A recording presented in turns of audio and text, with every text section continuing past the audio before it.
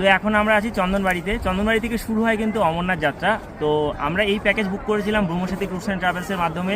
ওনাদের যে ম্যানেজার, তার সাথে আমরা কথা বলে জানতে পারলাম ওনারা কিন্তু যে অমরনাথ যাত্রার প্যাকেজও কিন্তু বুক করে থাকেন, অর্থাৎ ওনারা শ্রীনগর, জম্মু, শ্রীনগর, পেহেলগাঁও এবং সোনমার্গের হোটেল প্রোভাইড করেন এবং গাড়ি প্রোভাইড করেন।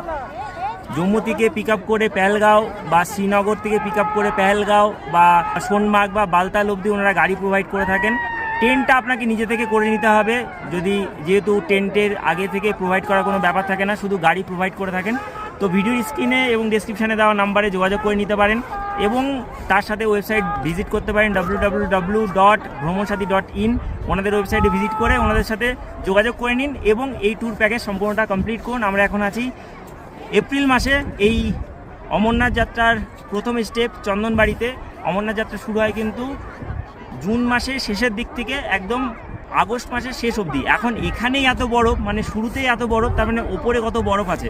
তো প্রথম দিকেই আপনারা যাত্রার যে প্যাকেজ সেটা বুক করে রাখুন বা জুলাই মাসের প্রথম দিকে আসুন, তাহলেই কিন্তু আপনারা সুন্দরভাবে বাবার দর্শন পাবেন। বাবার যে বরফের শিবলিঙ্গ সেটা দর্শন পাবেন, একদম পুরো 12 ফুট উঁচু শিবলিঙ্গ হয়, সেটার দর্শন পাবেন। ঠিক আছে, তো দেখতে থাকুন।